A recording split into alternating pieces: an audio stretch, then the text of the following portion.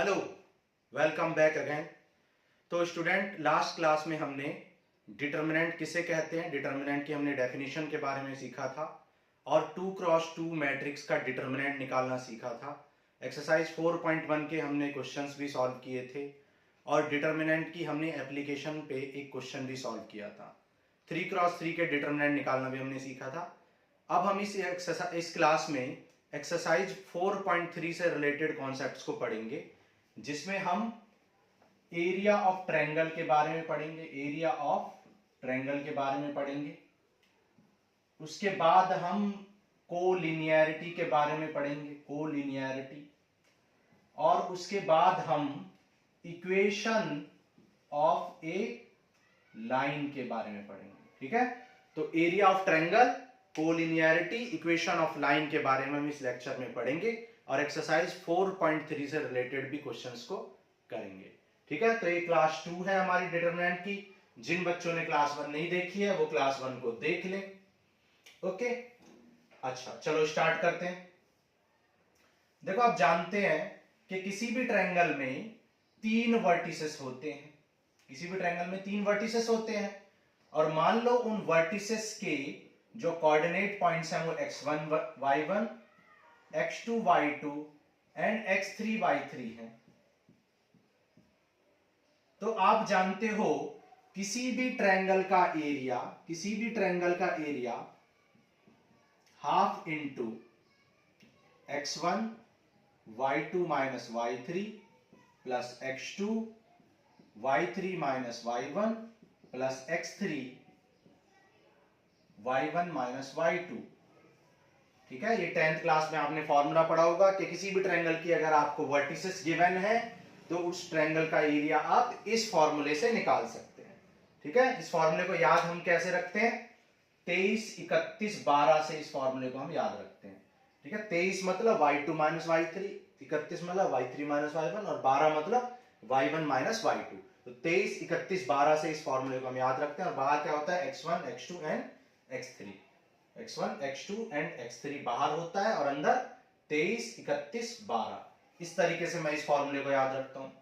तो इसके बाद ये जो फॉर्मूला था ये एरिया ऑफ ट्रायंगल निकालने का फॉर्मूला था, लेकिन हमारे मैथमेटिशियंस ने क्या किया, इस फॉर्मूले को डिटर्मिनेंट की फॉर्म में रीअरेंज कर दिया। डिटर्मिनेंट की फॉर्म में इसको रीअरेंज कर दिया। यहां पे लिखा x1, x2 एंड x3, यहां y1, y2 एंड y3 और यहां पे 1 1 1। ठीक है, ये आपका फॉर्मूला बना दिया। तो जब आप इसको एक्सपेंड करोगे, जब आप इसका डिटर्मिनेंट फाइंड करोगे, किसके कॉलम 1 के अलाउंग करोगे, तो आपको ये डायरेक्ट मिल जाएगा। देखो, जब x1 आप लिखोगे तो इसको छोड़ोगे तो y2 माइनस y3 मिल जाएगा। सिमिलरली जब x2 को लोगे तो ये मिल जाएगा। ठीक है, और x3 को लोगे तो ये मिल जाएगा। तो इस फॉर्मूले को हमने डिटर्मिनेंट की फॉर्म में रीअरेंज कर दिया। अब इस फॉर्मूले से हम डिटरमिनेंट किसी भी ट्रायंगल का एरिया निकाल सकते हैं अगर उसकी वर्टिसेस गिवन है। जैसे कि फर्स्ट क्वेश्चन हम करके देखते हैं। जैसे फर्स्ट क्वेश्चन में आपको पॉइंट दे रखे हैं 1 0, 6 0 एंड 4 3। ये आपको वर्टिसेस गिवन है। अब आप इस फॉर्मूले में इनको पुट कर दो और डायरेक्ट आपको आंसर मिल जाएगा। देखो, पुट करते हैं। x1 कितना है? 1, x2 6 और x3 4 है, y1 0 है, y2 0 है, y3 3 है, 1 1 1। ठीक है, लास्ट क्लास में मैंने आपको बताया था कि किसी भी डिटर्मिनेंट को हम 6 तरीके से सिक्स मेथड से हम क्या कर सकते हैं, इसको डिटर्मिनेंट फाइंड कर सकते हैं। रो 1 के अलाउंग, रो 2 के अलाउंग, रो 3 के अलाउंग, ऐसी कॉलम 1, कॉलम 2 और कॉलम 3 के अलाउंग हम निकाल सकते हैं। लेकिन हमने आपको बताया था कि जिस रो या कॉलम में मैक्सिमम नंबर ऑफ जीरोस है उससे आपका जल्दी निकल जाएगा, उससे आपका डिटरमिनेंट जल्दी हो जाए, क्योंकि ये जो दोनों तो जीरो हो जाएंगे। ठीक है, आप देखो, चलो करके दिखाते हैं। जब आप इस जीरो को लोगे तो इसके अंदर वाली सारी चीजें जीरो हो जाएंगी। इस जीरो को लोगे तो इसके अंदर वाली सारी चीजें, इस 3 को लोगे तो 3 को लेने से ये छोड़ दोगे, ये छोड़ दोगे, तो क्या बचेगा? 1 1 6 1। ठीक है, तो जब आप 0 0 लोगे तो 0 0, इसको छोड़ दोगे तो क्या आ जाए? 6 1 4 3। फिर इस 0 को लोगे तो ये छोड़ दोगे, ये तो 1 1 4 1। ठीक है, मैंने आपको बताया था डायगोनल एलिमेंट को पॉजिटिव लेते हैं, तो इसको हम पॉजिटिव लेंगे, इसको हम नेगेटिव लेंगे और इस जीरो को भी हम नेगेटिव लेंगे। लेकिन ये दोनों टर्म तो आपके जीरो हो जाएंगे, तो इनको छोड़ दो। तो बस आपको इस टर्म को सॉल्व करना है। तो ये 1/2, 1 माइनस 6 माइनस 3 इंटू 1 माइनस 6। तो आप सब देख सकते हो -3 इंटू -5, तो 15/2 यूनिट स्क्वायर। क्योंकि आप जानते हो कि ट्रायंगल का एरिया क्या होता है, यूनिट स्क्वायर में होता है। मतलब किसी भी चीज का एरिया हमेशा यूनिट स्क्वायर में होता है। Metre square, kilometre square, centimetre square, ऐसे फाइंड आउट किया जाता है। ठीक है, तो इस क्वेश्चन का आंसर होगा 15/2। तो ये क्वेश्चन नंबर 1 का फर्स्ट पार्ट हमने कर लिया। क्वेश्चन नंबर 1 का फर्स्ट पार्ट। अब देखो क्वेश्चन नंबर 1 के सेकंड और थर्ड पार्ट आप खुद कर सकते हो, बहुत इजी है। आपको कुछ नहीं करना है, बस पॉइंट्स को पुट कर देना है और एक्सपेंड कर लेना है। अगर आपको डिटरमिनेंट का एक्सपेंशन आता है तो आप इजीली एरिया निकाल लोगे। अगर नहीं आता है तो आप क्लास 1 देखो और वहां पे रिवाइज करो उसको। ठीक है, चलो आगे चलते हैं।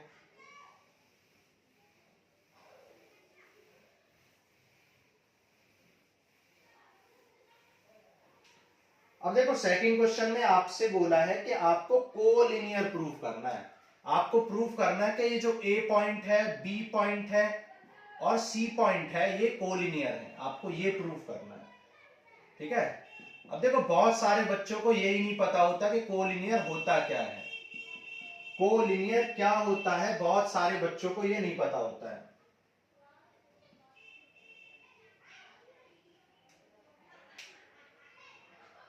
ठीक है, बहुत सारे बच्चों को ये नहीं पता होता कि कोलिनियर का मतलब क्या होता है। देखो कोलिनियर का मतलब होता है एक ही लाइन में। कोलिनियर का मतलब होता है अगर कोई भी 3 पॉइंट या 4 पॉइंट, कितने भी पॉइंट है, अगर वो एक ही लाइन में है तो उसे कोलिनियर्स कहते हैं, कोलिनियर। ठीक है, तो अब एक बात आप बताओ, ये जो पॉइंट्स हैं ये तीनों कोलिनियर हैं, एक ही लाइन में।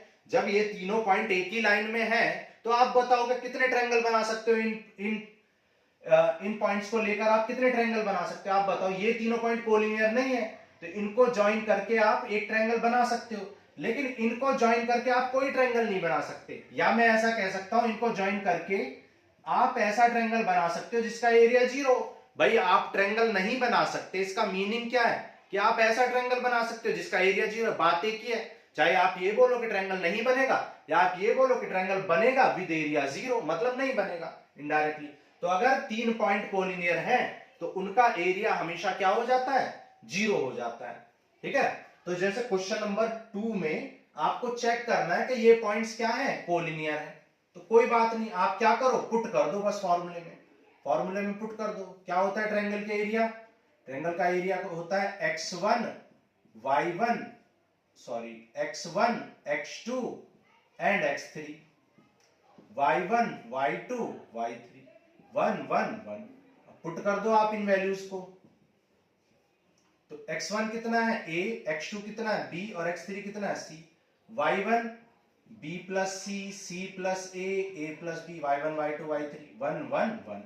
अब एक्सपेंड कर दो, किसी के अलोंग भी कर दो क्योंकि यहाँ पे 0 तो है नहीं, किसी के भी अलोंग आप एक्सपेंड कर सकते हो। तो जब आप इसको एक्सपेंड करोगे तो क्या करोगे, सबसे पहले मान लो हम कॉलम 1 के अलोंग कर रहे हैं। ठीक है, along column 1, expanding along column 1 कर रहे हैं। मान लो एक्सपेंडिंग अलोंग कॉलम 1 कर रहे हैं, तो कॉलम 1 को करेंगे तो क्या करेंगे, ए को पॉजिटिव लेंगे क्योंकि ये डायगोनल एलिमेंट है, बी को नेगेटिव लेंगे क्योंकि ये नॉन डायगोनल है, और सी को भी पॉजिटिव लेंगे क्योंकि ये डायगोनल है। जब ए को लेंगे तो ए वाली रो और ए वाले कॉलम को छोड़ देंगे, बात बचेगा क्या, सी प्लस ए 1, ए प्लस बी 1।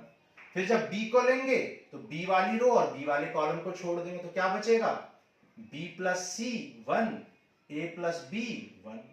फिर जब आप c को लेंगे तो c वाली रो और c वाले कॉलम को छोड़ देंगे तो क्या बचेगा, c वाली row c, b plus c, c प्लस a 1 1। अब आप सॉल्व कर लो इसको, ये हो जाएगा 1/2, ये हो जाएगा a इंटू, ये हो जाएगा c प्लस a। अब यहां बीच में माइनस लगाओगे, माइनस की वजह से साइन चेंज हो है तो माइनस a माइनस b, फिर minus b, b plus c minus a minus b, sign change हो जाएंगे, plus c, b plus c minus c minus a। जो कैंसिल हो गए कर दो, सी से सी कैंसिल, और यहां बी से बी कैंसिल, ए से ए कैंसिल हो गया। अब आप मल्टीप्लाई कर लो, आप मल्टीप्लाई करोगे तो ए सी माइनस ए बी, यहां आ जाएगा b c plus a b, यहां पे आ जाएगा बी सी और माइनस ए सी। तो आप देख सकते हो ए सी से ए सी कैंसिल, बी सी से बी सी, ए बी से ए बी। तो एरिया ऑफ ट्रायंगल आपका क्या आ गया? जीरो आ गया। एरिया ऑफ ट्रायंगल आपका जीरो आ गया है। तो आप कह सकते हो कि ये पॉइंट्स कैसे हैं? कोलिनियर हैं, क्योंकि एरिया ऑफ ट्रायंगल आपका जीरो आ गया है। तो आप कह सकते हैं कि ये पॉइंट्स क्या है? कोलिनियर हैं। मैंने आपको बताया था, फिर से मैं आपको बता रहा हूं कि अगर 3 पॉइंट्स कोलिनियर हैं तो उनसे कोई भी ट्रायंगल नहीं बनाया जा सकता।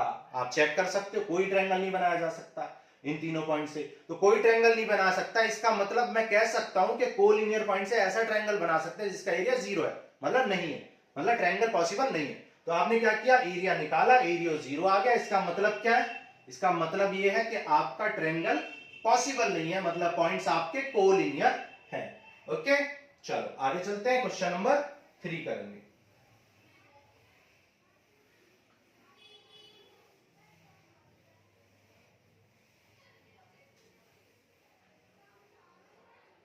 अब देखो क्वेश्चन नंबर 3 में आपसे पूछा है फाइंड द वैल्यू ऑफ के if the area of the triangle. आपको ट्रायंगल का एरिया दे रखा है 4 यूनिट स्क्वायर या स्क्वायर यूनिट, ये आपको एरिया दे रखा है, और आपको इसके वर्टिसेस दे रखे हैं। वर्टिसेस क्या दिए हुए हैं? x1 y1 दिया हुआ है, k, 0, x2 y2 गिवन है 4, 0 एंड x3 y3 गिवन है 0, 2। ठीक है, तो आपको ये 3 पॉइंट्स या वर्टिसेस गिवन है और आपको एरिया भी गिवन है। आपसे पूछा है फाइंड द वैल्यू ऑफ के। क्वेश्चन नंबर 3 का ये फर्स्ट पार्ट है, आपको के की वैल्यू फाइंड करनी है। तो फिर से हम जानते हैं कि एरिया ऑफ ट्रायंगल क्या होता है? एरिया ऑफ ट्रायंगल होता है x1 x2 x3, उसमें पुट कर लो या आप डिटरमिनेंट में पुट कर लो, मर्जी आपकी। मान लो हम डिटरमिनेंट में पुट कर लेते हैं। डिटरमिनेंट की वैल्यू देखो क्या है? x1 y1 क्या है? k और 0, ये कितना? 4 0 0 2 और ये 1 1 1। एक्सपेंड कर दो तो आप देख सकते हो एक्सपेंशन किसके अलोंग इजी है? कॉलम 2 के अलोंग इजी है, क्योंकि वहां पर मैक्सिमम जीरोस हैं। तो क्या करेंगे? Expanding along column 2। कॉलम 2 के अलोंग एक्सपेंड कर लो। जब कॉलम 2 के अलोंग एक्सपेंड करोगे तो क्या होगा? आप देख सकते हो कि कॉलम 2 के अलोंग जब एक्सपेंड करो तो 0 लेने से कोई फायदा नहीं, इस 0 से भी कोई फायदा नहीं, और इस 2 को लेंगे।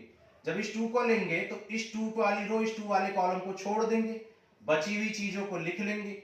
अच्छा, इस 2 को कैसा लेंगे? पॉजिटिव या नेगेटिव? इसको नेगेटिव लेंगे, क्योंकि ये डायगोनल पे नहीं है। या आप ऐसे देख सकते हो plus minus plus minus plus minus plus minus, तो -2 लेंगे, और वैसे भी ये डायगोनल पे नहीं है तो नेगेटिव लेंगे। ठीक है, तो 2 से 2 कैंसिल हो जाएगा, ये आ जाएगा k - 4, और बाहर क्या है? माइनस है। ओके, अब देखो मॉडुलस जो है वो इस माइनस को हटा देगा, क्योंकि यहाँ पे मॉडुलस होता है। एरिया ऑफ ट्रायंगल कैसा होता है? पॉजिटिव रहता है हमेशा, तो यहाँ पे हमने इसको हटा दिया। एरिया ऑफ ट्रायंगल आपको 4 यूनिट गिवन है। अब यहाँ पे 2 केसेस बनेंगे, 2 केस बनेंगे, केस 1 एंड केस 2। अब देखो किसी भी ट्रायंगल का एरिया हमेशा पॉजिटिव रहता है, मॉडुलस हमेशा उसको पॉजिटिव बना देता है। तो अब आप एक बात बताओ कि ये k-4 पॉजिटिव है या नेगेटिव है? तो हम आप कहोगे कि k-4 के बारे में हम कुछ नहीं बता सकते, ये पॉजिटिव है या नेगेटिव है। क्यों? क्योंकि k की वैल्यू पे डिपेंड करेगा कि ये अंदर वाली चीज पॉजिटिव है या नेगेटिव है। तो हमने एक केस लिया कि when k-4 is greater than 0, that is positive। जब k-4 पॉजिटिव होगा तो उस केस में ये मॉड कुछ नहीं करेगा, k-4 को k-4 ही रहने देगा। तो उस केस में आपका जो एरिया आ जाएगा वो 4 + 4 दैट इज k = 8 आ जाएगा। लेकिन दूसरे केस में जब k-4 नेगेटिव होगा, k-4 नेगेटिव होगा, तो जब k-4 नेगेटिव होगा तो ये मॉड क्या करेगा? उसके बाहर एक नेगेटिव लगा देगा, उसके बाहर एक नेगेटिव लगा देगा, जिससे कि रिजल्ट पॉजिटिव आए। जब k-4 <0 होगा, दैट इज नेगेटिव होगा, तो के मॉडुलस उसके बाहर एक नेगेटिव लगा देगा।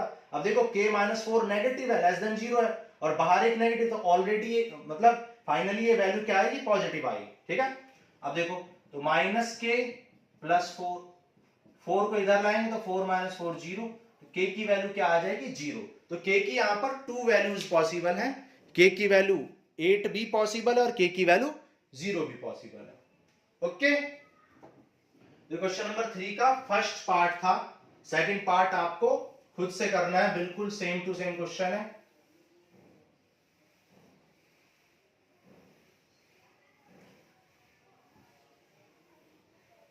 तो आपने एरिया ऑफ ट्रायंगल पढ़ लिया, कोलिनियरिटी पढ़ ली, अब आप पढ़ोगे equation of A line, equation of A line. अब देखो किसी भी लाइन की इक्वेशन कैसे पढ़ेंगे। अब एक बात हमने अभी सीखी थी कि ये पॉइंट और ये पॉइंट, ये तीनों पॉइंट क्या है, कोलिनियर है, ये तीनों पॉइंट कोलिनियर है अगर, तो इनसे कोई भी ट्रायंगल नहीं बन पाएगा, इनसे कोई भी ट्रायंगल नहीं बन पाएगा, मतलब ऐसा ट्रायंगल बन पाएगा जिसका एरिया 0 होगा। तो आप कह सकते हो कि इन पॉइंट से एक भी ट्रायंगल नहीं बन पाएगा, मतलब ऐसा ट्रायंगल बन पाएगा जिसका एरिया 0 होगा। अब आप एक बात जानते हो कि ये तीनों पॉइंट्स कोलिनियर, और ये तीनों पॉइंट्स जब कोलिनियर है तो एक लाइन की इक्वेशन भी बनाते हैं, एक लाइन की इक्वेशन भी बनाते हैं। और आप जानते हो कि किसी भी लाइन की इक्वेशन में एक जनरल पॉइंट x, y लेते हैं। आपने 10th क्लास में पढ़ा होगा, 11th में भी पढ़ा होगा कि किसी भी स्ट्रेट लाइन में या किसी भी लाइन में, कोई भी लाइन हो, प्लेन हो, सब में एक जनरल पॉइंट लेते हैं, तभी उसकी एक इक्वेशन आती है। तो हमने लेट कर लिया कि ये जो पॉइंट 3 है इसको हमने जनरल पॉइंट लेट कर लिया, मतलब कोई भी एक पॉइंट है जो x, y है। तो जब आप इसको x, y लेट कर लोगे तो यहाँ पे थर्ड पॉइंट x, y हो जाएगा। अब ये 1/2 इधर आके 0 हो जाएगा। तो यही होती है, इसी को हम बोलते हैं इक्वेशन ऑफ ए लाइन, एक लाइन की इक्वेशन होती है ये। ठीक है, तो कोलिनियरिटी को यूज करके हम लाइन की इक्वेशन भी निकाल सकते हैं, क्योंकि कोलिनियरिटी में ट्रायंगल का एरिया 0 कर देते हैं, और लाइन की इक्वेशन निकालने के लिए एक पॉइंट को आपको जनरल पॉइंट अज्यूम करना पड़ता है, कोई भी जनरल पॉइंट। तो हमने x, y थर्ड पॉइंट को लेट कर लिया, आप किसी को भी लेट कर सकते हैं। अब आप जैसे क्वेश्चन नंबर 4 का फर्स्ट पार्ट है, क्वेश्चन नंबर 4 का फर्स्ट पार्ट आपको दे रखा है, आपको 2 पॉइंट दिए हुए हैं 1,2 एंड 3,6। तो 1,2 एंड 3,6 को यूज करके आपको लाइन की इक्वेशन बतानी, तो पुट कर दो 1, 2 एंड 3, 6 x, y 1, 1, 1। अब इसको आप एक्सपेंड कर लो, क्योंकि यहां पर कोई 0 तो है नहीं, तो आप किसी के भी अलोंग एक्सपेंड कर सकते हैं। तो मान लो हम रो 1 के अलोंग ही एक्सपेंड कर लेते हैं, एक्सपेंडिंग अलोंग रो 1, इसको छोड़ दो तो क्या बचेगा, 6, 1, y 1। फिर इस -2 को लिखेंगे, इसको पॉजिटिव, फिर इसको नेगेटिव, फिर इसको पॉजिटिव लिखेंगे, तो y इसको लिखेंगे तो ये छोड़ देंगे, तो 3, 1 x 1, फिर इस 1 को पॉजिटिव, जब इसको छोड़ेंगे तो इसको 3, 6 x y इक्वल टू 0। अब इसको सॉल्व कर लो। जब आप इसको सॉल्व करोगे तो 2 क्रॉस 2 को डिटरमिनेंट को कैसे सॉल्व करते हैं, 1 इंटू 6, 6 माइनस y, ये हो जाएगा -2 इंटू 3 माइनस x, ये हो जाएगा 3y minus 6x equal to 0। Solve कर लो इसको, देखो ये क्या आ जाए, 6 minus y minus 6x minus 6 plus 2x plus 3y minus 6x equal to 0। Solve कर लो, 3y माइनस y 2y हो जाएगा, 6 से 6 कैंसिल हो जाएगा, 2x माइनस 6x 4x हो जाएगा इक्वल टू 0। तो आप लिख सकते हो 2y इक्वल टू 4x और y इक्वल टू 2x। तो y इक्वल टू 2x और 2x minus y equal to 0, कुछ भी लिख सकते हैं। ये आपकी इक्वेशन ऑफ ए लाइन हो जाएगी, इक्वेशन ऑफ ए लाइन हो जाएगी। ये क्वेश्चन नंबर 4 का फर्स्ट पार्ट था। ओके, तो इस तरीके से आप किसी भी लाइन की इक्वेशन कर सकते हैं। देखो ये बहुत इजी है, इसमें कुछ भी आपको नहीं करना है। अगर आपको डिटरमिनेंट को एक्सपेंड करना आता है तो ये पूरी एक्सरसाइज में कुछ भी नहीं है, बस आपको पॉइंट्स पुट करने हैं, एक्सपेंड कर देना, एरिया निकल जाएगा।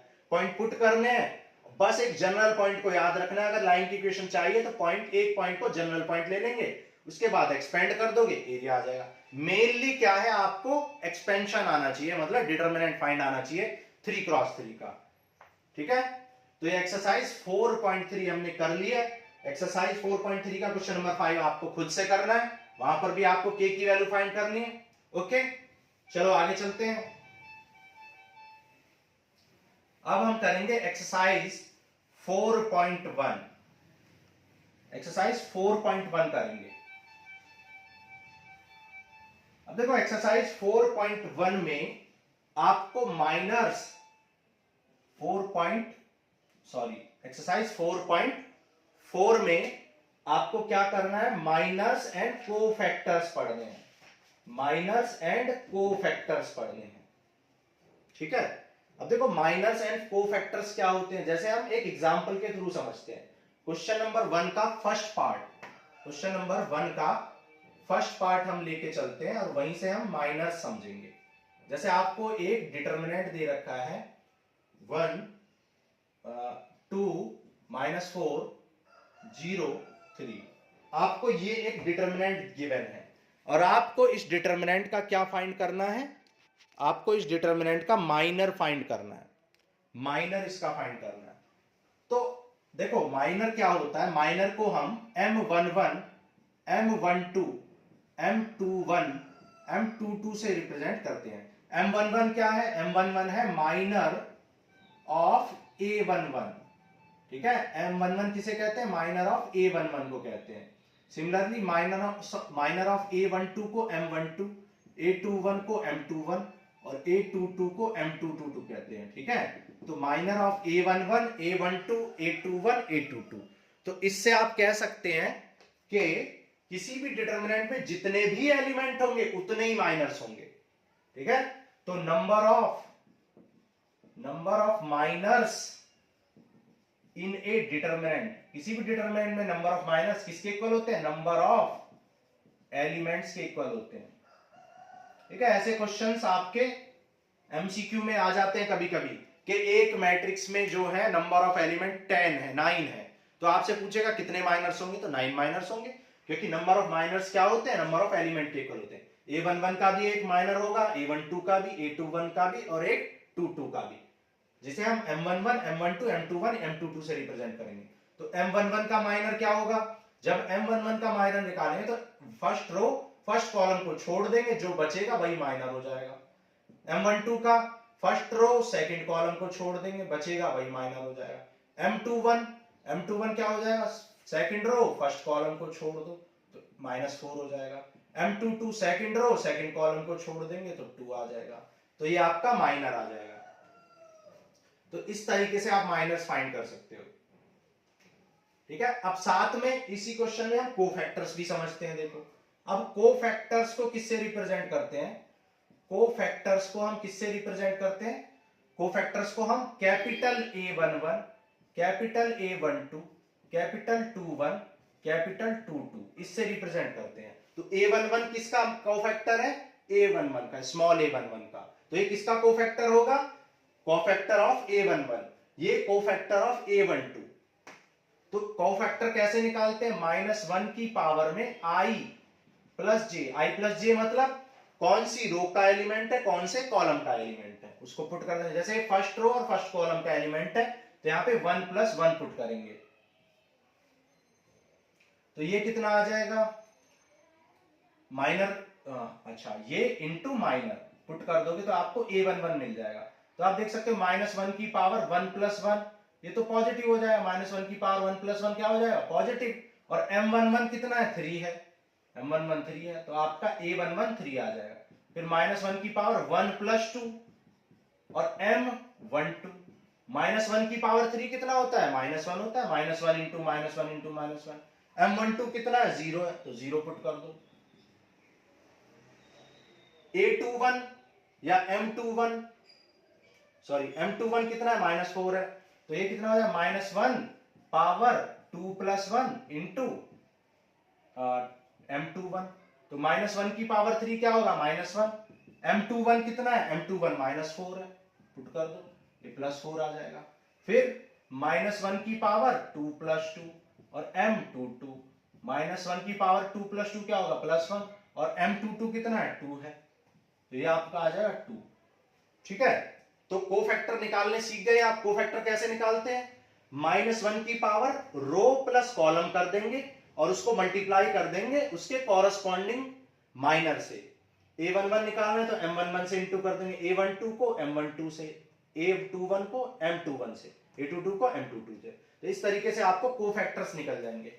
और कोफैक्टर्स को जब हम मैट्रिक्स की फॉर्म में अरेंज कर देते हैं, कोफैक्टर को जब हम मैट्रिक्स की फॉर्म में अरेंज करते हैं तो उसे कोफैक्टर मैट्रिक्स कहते हैं, कोफैक्टर मैट्रिक्स कहते हैं। तो यहां पर कोफैक्टर मैट्रिक्स क्या आ जाएगी, देखो a11 कितना आ गया है 3, a12 कितना आ गया है 0, a21 4, a22 2।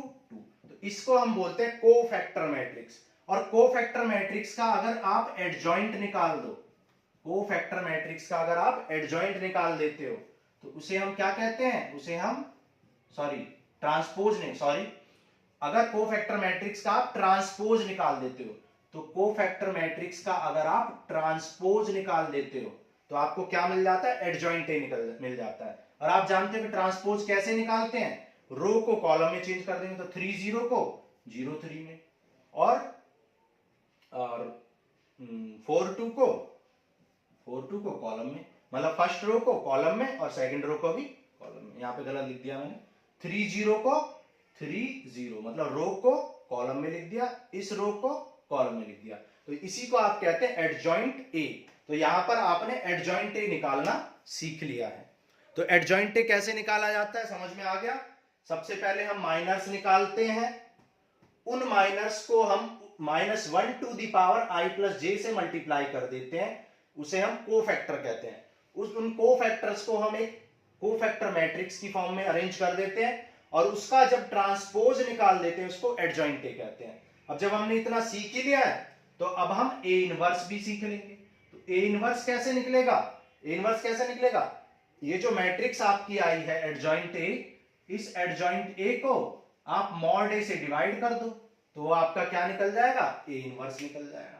तो आप मॉड ए आपको निकालना आता ही है, मॉड ए कैसे निकालते हैं, 3 × 6 6, 0 × -4, तो ये 6 आ जाएगा मॉड ए। तो अगर आप इस मैट्रिक्स को 3 4 0 2 को 6 से डिवाइड कर दोगे तो यही आपका ए इनवर्स आ जाएगा। हालांकि इस क्वेश्चन में आपसे क्या पूछा गया था, माइनर्स पूछा गया था, तो ये हो गए आपके माइनर्स और ये हो गए आपके कोफैक्टर्स। यहीं तक इसको सॉल्व करना था, लेकिन हमने इस मैट्रिक्स का यूज करके एडजॉइंट ए और ए इनवर्स निकालना भी आपको सिखा दिया है।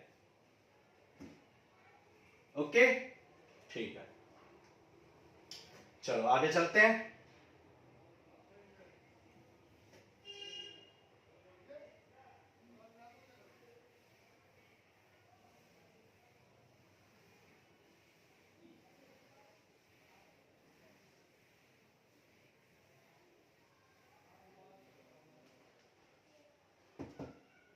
तो हमने देखा कि अगर कोई मैट्रिक्स ए है और उसके एलिमेंट a11, a12, a21 और a22 हैं, अगर कोई matrix a11, a12, a21, a22 element वाली है तो उसके जो कोफैक्टर्स होंगे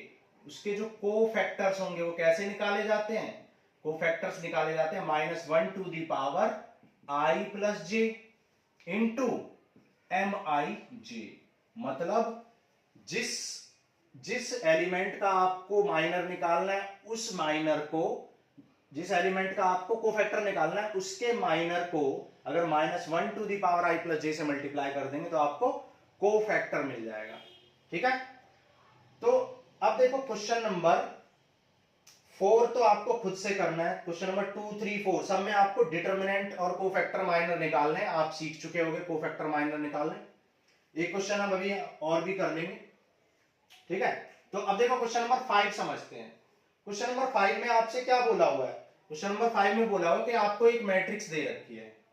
क्वेश्चन नंबर 5 में आपको एक मैट्रिक्स दे रखी है जो a11, a12, a13, फिर a21, a22, a23, a31, a32, a33, ये आपको एक डिटरमिनेंट गिवन है। ओके, अब आपको क्या निकालना है, इसका डिटर्मिनेंट फाइंड करना है, इसका आपको डिटर्मिनेंट, इसकी वैल्यू फाइंड करनी है।